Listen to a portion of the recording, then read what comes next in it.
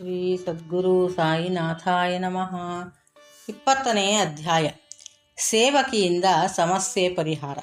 ಈ ಅಧ್ಯಾಯದಲ್ಲಿ ಕಾಕಾ ಸಾಹೇಬರು ಸೇವಕಿಯಿಂದ ದಾಸಗಣು ಮಹಾರಾಜ ಅವರ ಸಮಸ್ಯೆ ಹೇಗೆ ಪರಿಹರಿಸಲ್ಪಟ್ಟಿತು ಎಂಬುದನ್ನು ಹೇಮಾಡ ಪಂತರು ವಿವರಿಸಿರುತ್ತಾರೆ.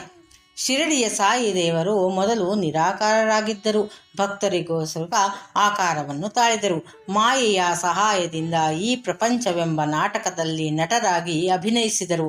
ಆದುದರಿಂದ ನಾವು ಸಾಯಿ ಸ್ಮರಣೆ ಮಾಡೋಣ. ಶಿರಡಿಗೆ ಹೋಗಿ ಅಲ್ಲಿಯ ಮಧ್ಯಾಹ್ನದ ಆರತಿಯನ್ನು ನೋಡೋಣ. ಸಾಯಿಬಾಬಾ ಅವರು ಆರತಿಯಾದ ನಂತರ ಮಸೀದಿಯ ಜಗಲಿಯಲ್ಲಿ ಕೊನೆಯಲ್ಲಿ ನಿಂತುಕೊಂಡು ದಯಾಪೂರಿತರಾಗಿ ಭಕ್ತರಿಗೆ ಉಜಿಯನ್ನು ಕೊಡುತ್ತಿದ್ದರು. ಭಕ್ತರೂ ಸಹ ಅಂತೆಯೇ ಪ್ರೀತಿ ಮತ್ತು ಭಕ್ತಿಯಿಂದ ಬಾಬಾ ಅವರ ಚರಣಾರವಿಂದಗಳಿಗೆ ನಮಸ್ಕರಿಸಿ ಉಧಿಯನ್ನು ಪಡೆಯುತ್ತಿದ್ದರು. ಭಕ್ತರ ಮೇಲಿನ ಅವರ ಪ್ರೀತಿಗೆ ಮಿತಿ ಇದ್ದಿರಲಿಲ್ಲ. ಅವರು ಭಕ್ತರನ್ನು ಕುರಿತು, ಓ ಬಾಪು, ನೀನು ಊಟಕ್ಕೆ ಹೋಗು, ಅಣ್ಣ ನೀನು ಮನೆಗೆ ಹೋಗು, ಬಾಪು ನೀನು ಆನಂದದಿಂದ ಊಟ ಮಾಡಿ ಬಾ ಎಂದು ಹೇಳುತ್ತಿದ್ದರು. ಪ್ರತಿಯೊಬ್ಬ ಭಕ್ತರನ್ನು ಬಾಬಾ ಸ್ವತಃ ಆಧರಿಸುತ್ತಿದ್ದರು. ಈಶಾವಾಶೋಪನಿಷತ್. ದಾಸಗಣೂರವರು ಈಶಾವಾಶೋಪನಿಷತ್ ಮೇಲೆ ಮರಾಠಿಯಲ್ಲಿ ಭಾವಾರ್ಥ ಬರೆಯಲು ತೊಡಗಿದರು. ಮುಂದುವರಿಯುವ ಮೊದಲು ಉಪನಿಷತ್ತಿನ ಬೋಧವನ್ನು ಸೂಕ್ಷ್ಮವಾಗಿ ವಿವರಿಸೋಣ. ಈಶಾವಾಶೋಪನಿಷತ್ತನ್ನು ಮಂತ್ರೋಪನಿಷತ್ತೆಂದೂ ಕರೆಯಬಹುದು, ಏಕೆಂದರೆ ಇದರಲ್ಲಿ ವೇದ ಸಂಹಿತೆಗಳೆಲ್ಲವೂ ಅಡಗಿವೆ. ಇದು ಎಲ್ಲ ಗ್ರಂಥಗಳಿಗಿಂತಲೂ ಶ್ರೇಷ್ಠವಾದದ್ದು. ಈಶಾವಾಶೋಪನಿಷತ್ತಿನಲ್ಲಿರುವ ಸತ್ಯಾಂಶಗಳ ಟೀಕೆಗಳೇ ಇನ್ನುಳಿದ ಉಪನಿಷತ್ಗಳು. ಉದಾಹರಣೆಗಾಗಿ ಹೇಳುವುದಾದರೆ, ಅತಿ ದೊಡ್ಡ ಬೃಹದಾರಣ್ಯಕ ಉಪನಿಷತ್ತು ಈಶಾವಾಶೋಪನಿಷತ್ತಿನ ಟೀಕಾ ವ್ಯಾಖ್ಯಾನವೆಂದು ಪಂಡಿತ ಶಾಂತ ವಾಳೇಕರ ಅವರು ಹೇಳಿರುತ್ತಾರೆ. ಪ್ರೊಫೆಸರ್ ರಾನಡೆಯವರ ಪ್ರಕಾರ ಈಶಾವಾಶೋಪನಿಷತ್ತು ಸಣ್ಣ ಗ್ರಂಥವಾದರೂ ಅದರಲ್ಲಿ ಅಮೂಲ್ಯವಾದ ಅನೇಕ ನೀತಿಗಳಿವೆ. ಅದರಲ್ಲಿರುವ 18 ಶ್ಲೋಕಗಳಲ್ಲಿ ಅಮೂಲ್ಯವಾದ ಆತ್ಮದ ಗೂಢ ವಿವರಣೆಯು, ದುಃಖ ಮತ್ತು ಮೋಹದ ಮಧ್ಯೆ ನಿಶ್ಚಲನಾಗಿ ನಿಂತಿರಬಲ್ಲ ಆದರ್ಶ ಯೋಗಿಯ ವರ್ಣನೆಯು, ಕರ್ಮಯೋಗ ತತ್ವವು, ಕಡೆಯದಾಗಿ ಜ್ಞಾನ ಮತ್ತು ಕರ್ಮದ ಪರಸ್ಪರ ಸಂಧಾನವು ಪ್ರತಿಪಾದಿತವಾಗಿವೆ. ಜ್ಞಾನ ಮತ್ತು ಕರ್ಮದ ನ್ಯಾಯ ರೀತಿಯ ಸಂಯೋಗವು ಅವುಗಳ ಉದಾತ್ತವಾದ ಏಕೀಕರಣಕ್ಕೆ ಅತ್ಯವಶ್ಯಕವಾದದ್ದು ಎಂಬುದೇ ಉಪನಿಷತ್ತಿನ ಮೂಲದಲ್ಲಿರುವ ಅಮೂಲ್ಯ ಸಂದೇಶ. ಬೇರೆ ವಿಧದಲ್ಲಿ ಹೇಳುವುದಾದರೆ, ಈಶಾವಾಶೋಪನಿಷತ್ತಿನ ಶ್ಲೋಕಗಳು ನೀತಿಯ, ಆಧ್ಯಾತ್ಮ ವಿದ್ಯೆಯ ಮತ್ತು ಬ್ರಹ್ಮಜ್ಞಾನದ ಮಿಶ್ರಣವೆಂದು ಹೇಳಬಹುದು. ಈ ಒಂದು ಸಂಕ್ಷಿಪ್ತ ಪರಿಚಯದಿಂದಲೇ ಉಪನಿಷತ್ತನ್ನು ದೇಶಿ ಭಾಷೆಗೆ ಭಾಷಾಂತರ ಮಾಡುವುದು ಎಷ್ಟು ಕಷ್ಟವೆಂಬುದನ್ನು ನಾವು ಊಹಿಸಬಹುದು. ದಾಸಗಣು ಅವರು ಪ್ರತಿಯೊಂದು ಶ್ಲೋಕವನ್ನು ಮರಾಠಿಗೆ ಭಾಷಾಂತರ ಮಾಡಿದರು. ಆದರೂ ಅವರಿಗೆ ತೃಪ್ತಿಯಾಗಲಿಲ್ಲ. ಈ ರೀತಿ ಅತೃಪ್ತಿಯಿಂದ ತಮ್ಮ ಅನುಮಾನಗಳನ್ನು ಹೋಗಲಾಡಿಸಿಕೊಳ್ಳಲು ಅನೇಕರನ್ನು ವಿಚಾರಿಸಿದರು. ಯಾರಿಂದಲೂ ಅವರ ಅನುಮಾನಗಳ ಪರಿಹಾರವಾಗದೆ ಅವು ಹಾಗೆಯೇ ಉಳಿದುಕೊಂಡು ಅವರನ್ನು ಮತ್ತಷ್ಟು ಅತೃಪ್ತರನ್ನಾಗಿ ಮಾಡಿದವು. ಗುರುವಿನಿಂದಲೇ ಪರಿಹಾರ ಸಾಧ್ಯ. ಈಶಾವಾಶೋಪನಿಷತ್ತು ಎಲ್ಲ ವೇದಗಳ ಆಗರವಾಗಿರುತ್ತದೆ. ಆತ್ಮಜ್ಞಾನದ ವಿಜ್ಞಾನ, ಜನನ ಮರಣಗಳೆಂಬ ಬಂಧನದಿಂದ ನಮ್ಮನ್ನು ಮುಕ್ತರನ್ನಾಗಿ ಮಾಡುವ ಆಯುಧ. ಆದುದರಿಂದ ಯಾರು ಆತ್ಮಜ್ಞಾನವನ್ನು ಪಡೆದಿರುತ್ತಾರೆಯೋ ಅವರೇ ಸರಿಯಾದ ಅರ್ಥವನ್ನು ನೀಡಬಲ್ಲರು ಎಂದು ದಾಸಗಣು ಯೋಚಿಸಿದರು. ಯಾರಿಂದಲೂ ಪರಿಹಾರವಾಗದಂಥ ಅನುಮಾನಗಳನ್ನು ಶ್ರೀ ಸಾಯಿಬಾಬಾ ಅವರಿಂದ ಪರಿಹರಿಸಿಕೊಳ್ಳಬಹುದೆಂದು ಶಿರಡಿಗೆ ಬಂದು ಈಶಾವಾಶೋಪನಿಷತ್ತಿನ ಭಾಷಾಂತರದಲ್ಲಿ ತಮಗೆ ಬಂದಿರುವ ಅನುಮಾನವನ್ನು ಸೂಕ್ತ ವಿವರಣೆಯಿಂದ ಪರಿಹರಿಸಬೇಕೆಂದು ಬಾಬಾ ಅವರಲ್ಲಿ ಬೇಡಿದರು. ಆಗ ಬಾಬಾ ಅವರು ಅವರನ್ನು ಆಶೀರ್ವದಿಸಿ, ಚಿಂತಿಸಬೇಡ, ಅದರಲ್ಲೇನಿದೆ, ವಿಲೇಪಾರ್ಲೆಯಲ್ಲಿರುವ ಕಾಕಾ ಅವರ ಮನೆ ಕೆಲಸದವಳಿಂದ ನಿನ್ನ ಅನುಮಾನ ಪರಿಹಾರವಾಗುತ್ತದೆ, ಹೋಗು ಎಂದರು. ಆಗ ಅಲ್ಲಿದ್ದವರೆಲ್ಲರೂ ಬಾಬಾ ಹಾಸ್ಯ ಮಾಡುತ್ತಿರಬಹುದು, ನಿರಕ್ಷರಸ್ಥಳಾದ ಸೇವಕಿಯಿಂದ ಹೇಗೆ ಸಂಶಯ ಪರಿಹಾರವಾದೀತು ಎಂದು ಅನುಮಾನ ಪಟ್ಟರು. ಆದರೆ ದಾಸಗಣು ಅವರು ಬಾಬಾ ಅವರು ನುಡಿದಿದ್ದು ನಿಜವಾಗಲೇಬೇಕು ಎಂದುಕೊಂಡು ಶಿರಡಿಯಿಂದ ಹೊರಟರು. ಕಾಕಾ ಅವರ ಸೇವಕಿ. ನಂತರ ದಾಸಗಣು ಬಾಬಾರವರ ಮಾತಿನಲ್ಲಿ ನಂಬಿಕೆ ಇಟ್ಟು ಶಿರಡಿಯಿಂದ ವಿಲೇಪಾರ್ಲೆಯಲ್ಲಿದ್ದ ಕಾಕಾ ಸಾಹೇಬ್ ದೀಕ್ಷಿತರ ಮನೆಗೆ ಬಂದು ತಂಗಿದರು.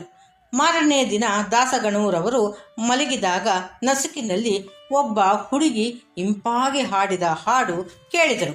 ಕೆಂಪು ಬಣ್ಣದ ಸೀರೆ ಎಷ್ಟು ಚೆನ್ನಾಗಿದೆ, ಜರಿ ಎಷ್ಟು ಹೊಳೆಯುತ್ತಿದೆ ಎಂಬುದೇ ಆ ಹಾಡಿನ ಭಾವಾರ್ಥ. ಆ ಹಾಡನ್ನು ಕೇಳಿ ಅವರು ಸಂತೋಷದಿಂದ ಹೊರಗೆ ಬಂದು ನೋಡಲು ಸೇವಕ ನ್ಯಾಮ್ಯಾನ ತಂಗಿ ಹಾಡುತ್ತಿರುವುದನ್ನು ಕಂಡರು. ಕಾಕಾ ಅವರ ಮನಗೆಲಸದವಳಾದ ಆ ಹುಡುಗಿ ಹರಿದ ಸೀರೆಯನ್ನು ಉಟ್ಟುಕೊಂಡು ಪಾತ್ರೆ ತೊಳೆಯುತ್ತಾ ಹಾಡುತ್ತಿದ್ದಳು.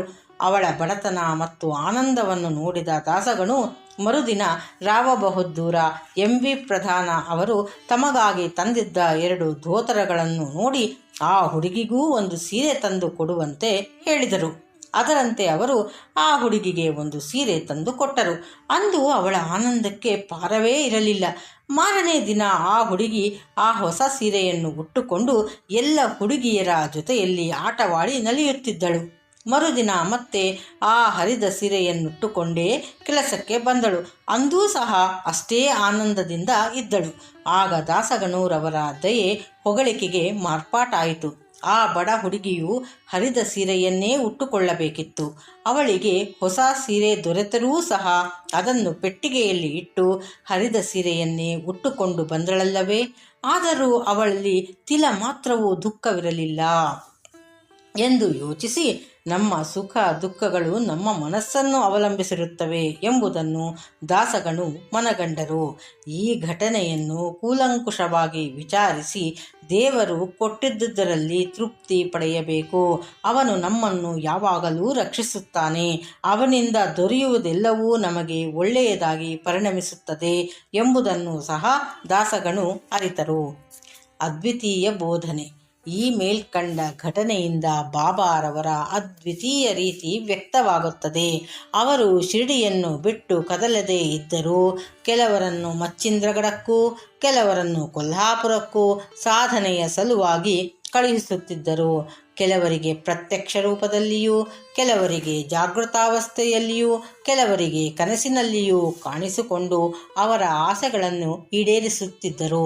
ಮೇಲೆ ಹೇಳಿದಂತೆ ದಾಸಗಣು ಅವರನ್ನು ಅನುಮಾನ ಪರಿಹಾರಕ್ಕೋಸ್ಕರ ವಿಲೇಪಾರ್ಲೆಯಲ್ಲಿದ್ದ ಕಾಕಾರವರ ಮನೆಗೆಲಸದವಳ ಬಳಿಗೆ ಕಳುಹಿಸಿದರು.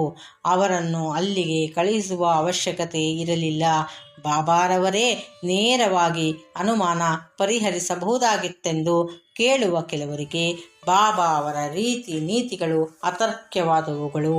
ಇಲ್ಲದಿದ್ದರೆ ಕೂಲಿ ಕೆಲಸ ಮಾಡುವವಳು ಮತ್ತು ಅವಳ ಸೀರೆ ಇವುಗಳಲ್ಲಿಯೂ ಪರಮಾತ್ಮನು ವ್ಯಾಪಿಸಿದ್ದಾನೆ ಎಂಬ ಉದಾತ್ತವಾದ ನೀತಿಯನ್ನು ದಾಸಗಣು ಅವರು ಹೇಗೆ ಕಲಿಯುತ್ತಿದ್ದರು ಎಂದು ನಾವು ಹೇಳಬಯಸುತ್ತೇವೆ.